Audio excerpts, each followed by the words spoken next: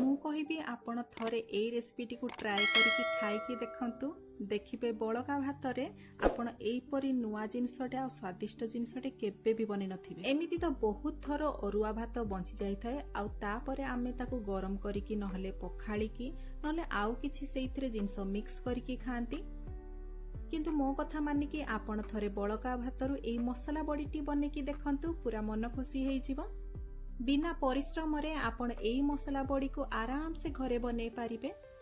ତାହେଲେ ବଳକା ଭାତରେ ମସଲା ବଡି କେମିତି ତିଆରି ହୁଏ ଜାଣିବା ପାଇଁ ଭିଡିଓଟିକୁ ପ୍ରଥମରୁ ଶେଷ ପର୍ଯ୍ୟନ୍ତ ଦେଖନ୍ତୁ। ନମସ୍କାର, ଜୟ ଜଗନ୍ନାଥ। ମୁଁ ମୋ ଚ୍ୟାନେଲ ସିଜନ୍ସ ଆଣ୍ଡ ବାଇଟ୍ସରେ ଆପଣ ସମସ୍ତଙ୍କୁ ସ୍ୱାଗତ ଜଣାଉଛି। ନେଇଯିବା ପ୍ରଥମେ ବଳକା ଭାତ। ଆପଣ ଚାହିଁଲେ ଜାଉ ହେଇଯାଇଥିବା ଭାତରେ ମଧ୍ୟ ବନେଇ ପାରିବେ ୟାକୁ। ଯେହେତୁ ମୁଁ ୟାକୁ ଫ୍ରିଜରେ ରଖିଦେଇଥିଲି ଆଉ ବଳକା ଭାତ ଥିଲା, ସେଥିପାଇଁ ତାକୁ ଟିକେ ମୁଁ ଚକଟି ଦଉଛି, ଯାହାଫଳରେ କି ତାର ଟେକ୍ସଚର ଗୋଟା ଗୋଟା ରହିବନି, ଟିକେ ଜାଉ ପରିକା ହେଇଯିବ। ସେଥିପାଇଁ ଅଳ୍ପ କିଛି ପାଣି ଦେଇକି ଆମେ ତାକୁ ଚକଟି ନବା। ବେଶୀ ବି ଚକଟିବେ ନାହିଁ, ତାକୁ ହାଲକା ଚକଟି ନେବେ, ଯେମିତିକି ସେ ଗୋଟା ଗୋଟା ରହିବ କିନ୍ତୁ ସେଇଥିରୁ ଷ୍ଟ୍ରାଚ ଟିକେ ବାହାରି ଆସିବ, ଯାହାଫଳରେ କି ଆମର ବଡିର ବାଇଣ୍ଡିଙ୍ଗ ଭଲ ହବ। ଆଉ ଏଇଠି ଆପଣ ଦେଖିପାରୁଥିବେ ଭାତର ଟେକ୍ସଚର ଟିକେ ଯାଉ ଯାଉ ଦେଖାଯାଉଛି, କିନ୍ତୁ ଯଦି ଆପଣ ଯାଉ ପରିକା ଭାତ ନେଇଥିବେ, ମାନେ ଭାତଟା ବେଶୀ ଯାଉ ହେଇଯାଇଥିବ, ତାହେଲେ ଆପଣ ଚକଟିବେ ନାହିଁ, ସେମିତି ତାକୁ ବନେଇବେ। ଏବେ ଚାଲନ୍ତୁ ତାକୁ ମସଲା ବଡି ବନେଇବା ପାଇଁ ସେଇଥିରେ ସବୁ ଜିନିଷ ଆଡ୍ କରି ନବା। ପ୍ରଥମେ ପକେଇ ନବା ଗୋଟେ ଛୋଟ ଚାମଚ ଚିଲି ଫ୍ଲେକ୍ସ। ଯଦି ଆପଣଙ୍କ ପାଖରେ ଚିଲି ଫ୍ଲେକ୍ସ ନାହିଁ, ଆପଣ ଘରେ ଆରାମସେ ବନେଇ ପାରିବେ। ଅଳ୍ପ କିଛି ଶୁଖିଲା ଲଙ୍କାକୁ ଆପଣ ଏଇପରି ଭାବରେ ଦର ଖଣ୍ଡିଆ ବାଟି ନେବେ। ଚିଲି ଫ୍ଲେକ୍ସ ପକେଇବା ଦ୍ୱାରା ଆମର ବଡିଟି ରାଗୁଆ ରାଗୁଆ ଲାଗିବ, ପାଟିକୁ ସୁଆଦିଆ ଲାଗିବ। ଏବେ ଗୋଟେ ବଡ ଚାମଚ ଗୋଟା ଜିରା ପକେଇ ନବା। ଗୋଟା ଜିରା ମଧ୍ୟ ଆମର ବଡିରେ ଗୋଟେ ବଢିଆ ଫ୍ଲେଭର ଆଡ୍ କରିବ, ସ୍ୱାଦ ଦବ। ଏବେ ଗୋଟେ ଛୋଟ ଚାମଚ କଳା ଜିରା ପକେଇ ନବା। ତା ସହିତ ପକେଇ ନବା ଗୋଟେ ଛୋଟ ଚାମଚ ଧଳା ରାଶି। ଧଳା ରାଶିକୁ ନିହାତି ଆଡ୍ କରିବେ, ସ୍ୱାଦରେ ବହୁତ ବଢିଆ ଲାଗିବ ଧଳା ରାଶି। ଏଇ ସବୁ ଜିନିଷକୁ ଚେଷ୍ଟା କରିବେ ଆପଣ ବଡିରେ ଆଡ୍ କରିବା ପାଇଁ। ଏଇ ସବୁ ଜିନିଷ ବଢିଆ ଫ୍ଲେଭର ଆଡ୍ କରିବ ବଡିରେ, ଯେମିତିକି ବଡି ଖାଇଲା ବେଳେ ଗୋଟେ ଗୋଟେ ବାଇଟ୍ସରେ ତାର ଫ୍ଲେଭର ବହୁତ ବଢିଆ ଆସିବ। ତା ସହିତ ବଡି ମଧ୍ୟ ଆମର ବହୁତ ବଢିଆ ବାସ୍ନା ହବ ଏଇ ସବୁ ଜିନିଷ ପକେଇଲେ। ଏବେ ବଡିଟି ହାଲକା ଲାଲ କଲର ହବା ପାଇଁ ମୁଁ ଏଇଠି ଗୋଟେ ବଡ ଚାମଚ କାଶ୍ମୀର ଲଙ୍କା ଗୁଣ୍ଡ ପକେଇଛି। ଆଉ ଏବେ ଆମେ ପକେଇ ନବା ସ୍ୱାଦ ଅନୁସାରେ ଲୁଣ। ଆପଣ ଭାତର କ୍ୱାଣ୍ଟିଟି ଦେଖିକି ସେଇଥିରେ ଲୁଣ ଆଡ୍ କରିବେ। ଏଇ ମୋମେଣ୍ଟରେ ଆପଣ ଲୁଣ ପକେଇଦେବେ, ନହେଲେ ଶୁଖି ସାରିଲା ପରେ ଆପଣ ଯଦି ସେଥିରେ ଲୁଣ ଆଡ୍ କରିବେ ସେ ଅଲଣିଆ ଲାଗିବ, ଉପରୁ ଲୁଣିଆ ଲାଗିବ ଆଉ ଭିତରୁ ଅଲଣିଆ ଲାଗିବ। ସେଥିପାଇଁ ଏଇ ମୋମେଣ୍ଟରେ ଲୁଣ ଆଡ୍ କରିକି ତାକୁ ଭଲ ଭାବରେ ଏବେ ମିକ୍ସ କରି ନବା।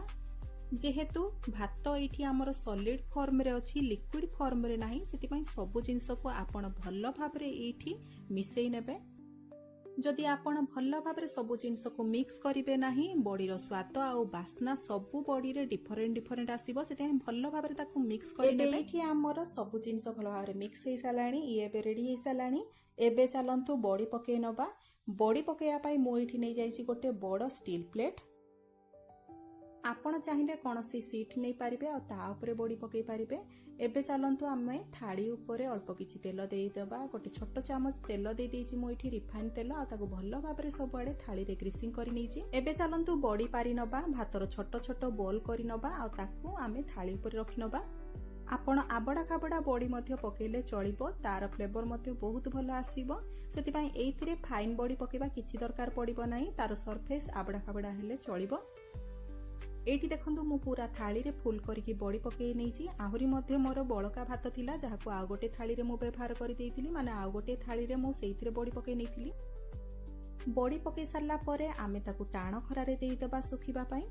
ଖରାଦିନ ଖରାରେ ଆପଣ ଏଇ ବଡିକୁ ଗୋଟେ ଦିନରେ ଶୁଖେଇ ପାରିବେ, ମାନେ ବହୁତ ଟାଣ ଖରାରେ ଆପଣ ଦେଲେ ଏଇ ବଡି ଗୋଟେ ଦିନ ଲାଗିବ ଶୁଖିବା ପାଇଁ, ନହେଲେ 2 ଦିନ ଭିତରେ ଏଇ ବଡି ଆରାମସେ ଶୁଖିଯିବ।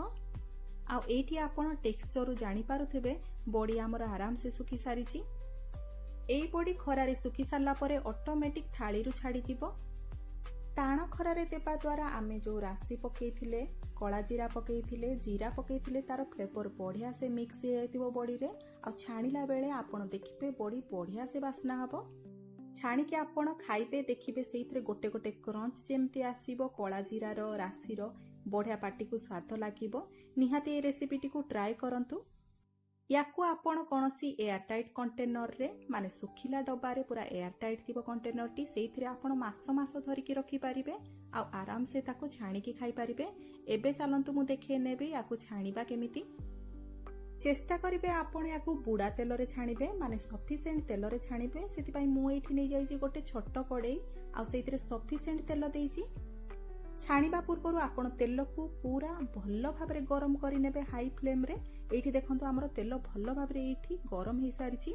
एबे गोटे गोटे बड़ी को आमे सेतिरे देई दबा। मु गोटे प्रथमे बड़ी टिए पकेई की देखि नेइची। जदि बड़ी पकेइबा परे से ऊपर को सांगे सांगे आसिला आपण जानिबे जे तेल हमर परफेक्ट गरम हेइची। एबे मु सबु बड़ी एथिरे अल्प अल्प परिमाण रे पकेई नै की ताकू भल भाबरे एठी तेल रे फ्राई होबा पई देइची। मने रखिबे हाई फ्लेम रे छाणिबे। हाई फ्लेम रे छाणिबा द्वारा तार जेतिकी सब भातर ड्राई अंश भल भाबरे तेल रे छाणी हबो आ से पूरा बढ़िया भाबरे फुलिबो। आपण बड़ी को हल्का लाल हबा पर्यंत छाणी नेबे। एठी देखंतु हमर बड़ी हल्का लाल हे गलाणी। एबे ताको आमे भल भाबरे तेल रु छाणी आनिबा। आपण को लागुथुबो ए बड़ी छाणीला बेले तेल भिड़िबो किंतु मो कथा माने कि आपण बुड़ा तेल रे हाई फ्लेम रे याकू छाणीबे देखिबे बिल्कुल भी ये तेल भिड़िबो नाही। जेतेबेले आपण देखिबे बड़ी हमर हल्का लाल हे जिवो आ ता सहित हमर तेल रे आ बबल्स उठिबो नाही। आपण सेतेबेले जानिबे हमर बड़ी रेडी हे जाईची आ ताको आपण तेल रु छाणी आनिबे। छाणी सारला परे आपण देखिबे एई बड़ी बहुत क्रिस्पी लागिबो। जदि एई बड़ी को आपण छाणी की रखिया पई चाहुचंदी परे खाइबा पई आपण छाणी देकी ताकू ठंडा करि नेबे आ ताकू गोटे एयर टाइट कंटेनर रे रखि नेबे। एमिति सबु बड़ी को आमे हाई फ्लेम रे आ बुड़ा तेल रे छाणी नेबा। आ एठी गोटे बड़ी को मु देखंतु आंगुठी माध्यम रे प्रेस करिकि देखौछि ये किपरि भाबरे क्रिस्पी अछि कुडमुडिया अछि। मो कथा माने कि आपण बड़का भात रे आपण एई रेसिपीटी को बने नियंतु देखिबे छोटरू बड़ पर्यंत समस्ते खाई जिबे बहुत खुशी रे मध्य खाइबे।